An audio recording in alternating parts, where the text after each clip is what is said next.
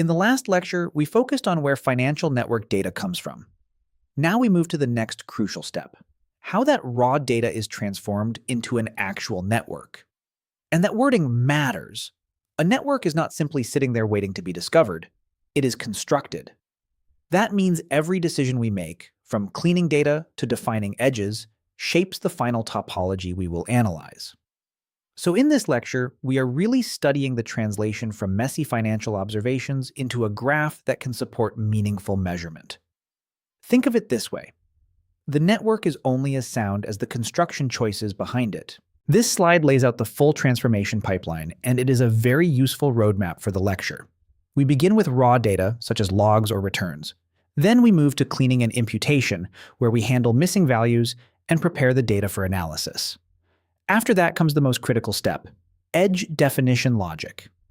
This is where we decide what counts as a relationship and how that relationship should be encoded. Only then do we choose a structure, such as a matrix or an edge list, and finally turn it into a graph object written here as network G. The note at the bottom is the heart of the slide. Defining the nature of nodes and edges determines topological integrity. In other words, the structure of the final network depends less on software and more on conceptual choices. If we define relationships badly, then even perfect code will produce a misleading graph. This slide introduces one of the biggest distinctions in financial network construction: implicit links versus explicit links. On the left, implicit links come from time series. For example, if two assets move together over time, we may infer a connection based on correlation. There is no direct contract between them in the data. The relationship is statistical. On the right, explicit links come from relational logs, such as lender, borrower, amount, and date. In that case, the connection is directly observed. Before constructing either type of network, we must clean the data carefully. Missing values, often written as nans, and non-stationary data can distort the result. Non-stationary means the statistical properties of the series change over time, which can make inferred relationships unstable. So the lesson here is simple but powerful. Some edges are observed and some are inferred, but both require careful pre-processing before they become trustworthy network inputs. Now we look at our first major data structure, the edge list. The table on the left shows a very intuitive format with columns for source, target, and weight. For instance, A connects to B with weight 0.8, A connects to C with 0.4, and B connects to C with 0.9. On the right, that table becomes a graph. This is one of the most practical ways to store sparse networks, meaning networks where only a relatively small number of all possible edges actually exist. That is why the slide lists supply chains and interbank systems as good examples. The efficiency note says memory complexity is on the order of E, meaning it scales with the number of edges rather than with all possible node pairs. Think of an edge list as a compact ledger of relationships. If the network has many possible connections but only a few realized ones, this representation is often the smartest choice. This slide compares the adjacency matrix with the edge list, and it shows why representation depends on the task. The adjacency matrix is the square grid on the left, where rows and columns are nodes, and each cell records whether a connection exists and possibly how strong it is. This format is especially useful for dense networks, such as correlation networks, where many nodes are connected to many others. It is also important for spectral analysis because matrix methods let us study eigenvalues and eigenvectors. The slide notes that eigenvalues of this matrix can reveal network stability, which connects directly to advanced systemic risk analysis. But there is a cost. The memory requirement grows on the order of n squared, where n is the number of nodes, so large matrices can become expensive. By contrast, the edge list remains better for sparse systems. So the deeper point here is that representation is not neutral. It affects both computational feasibility and the kinds of mathematics we can apply. Here we focus on constructing implicit networks from correlations. The slide shows two stock price series, stock X and stock Y, and below them, a single weighted edge with correlation rho and weight 0.85. Let's unpack what that means. We begin with two return series and compute a measure of similarity between them. Pearson correlation is the first method listed. It captures linear dependence and is often the standard choice for liquid assets. The second method is Spearman rank correlation, which is more robust to nonlinear dependence and can work better when the data has heavy tails, meaning extreme values occur more often than a normal distribution would predict. The result, before filtering, is a complete graph where every asset is connected to every other asset. That is mathematically natural because every pair has some correlation value. But as we will soon see, a complete graph is usually too dense to interpret directly, which leads to the next step, thresholding. On the left, with a low threshold such as rho greater than 0, the graph becomes a hairball. Almost everything is connected, and the structure is hard to interpret. In the center, with an intermediate threshold like rho greater than 0.7, a more meaningful network appears. Communities and patterns start to emerge. On the right, with a very high threshold like rho greater than 0.9, the network becomes too fragmented and we may lose important relationships. The choice of cutoff determines whether you see noise or structure. Think of thresholding like tuning a radio. Too loose and you hear static. Too strict and you lose the signal entirely. So selecting the threshold is not just a technical detail, it is one of the key judgment calls in turning a dense similarity matrix into a useful sparse network. Now we move to constructing explicit exposure networks. The diagram shows a lender, Bank A, with total equity of $100 billion, making a nominal loan of $5 billion to a borrower. But instead of using the raw loan amount directly as the edge weight, the slide normalizes it by lender equity. So the weight becomes exposure divided by lender equity, which here gives 0.005. This is a very important step because normalization makes exposures comparable across institutions of different sizes.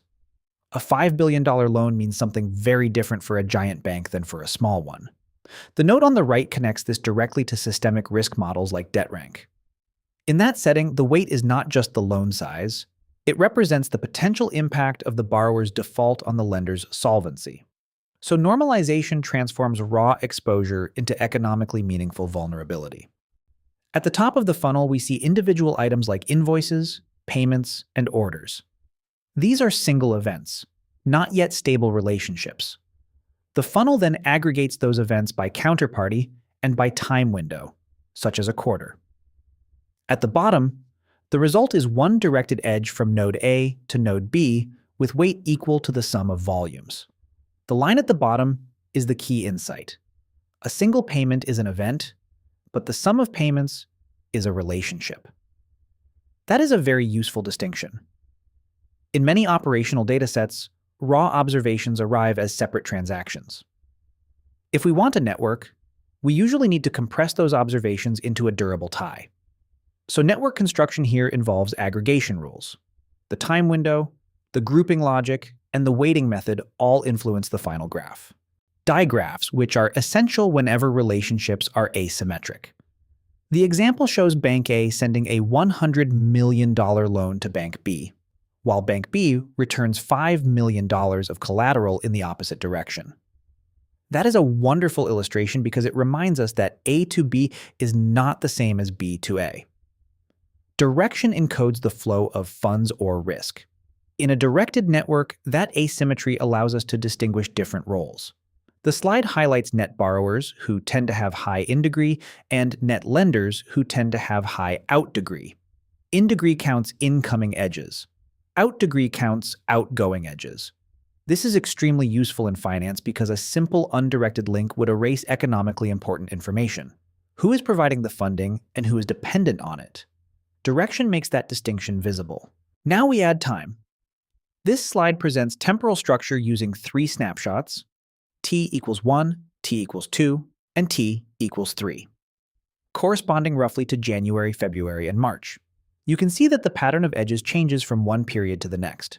Some links strengthen, some weaken, and some appear or disappear.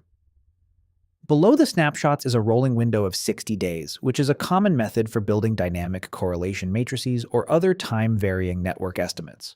The idea is to compute the network repeatedly over moving intervals so we can detect structural breaks. A structural break means a meaningful change in the architecture of the system, such as a reorganization of correlations during stress. This is a very important reminder that financial networks are often dynamic rather than static. The topology can evolve with market conditions. funding pressure, or crisis events. The figure shows the same institution, Bank A, appearing across 3 layers: derivatives, interbank exposures, and asset holdings. The dashed line on the right marks interlayer identity, meaning it is the same node represented in different relational contexts. The systemic insight on the right is especially important: risk aggregates across layers. A position that looks like a hedge in one layer may sit next to a massive exposure in another. Think of it this way: if you only inspect one layer, you may get a dangerously incomplete picture. A bank can appear safe in its lending network while being highly vulnerable in derivatives or common asset holdings. So multilayer construction is essential when financial interdependence operates through several channels at once. We finish with a technical summary that ties the lecture together.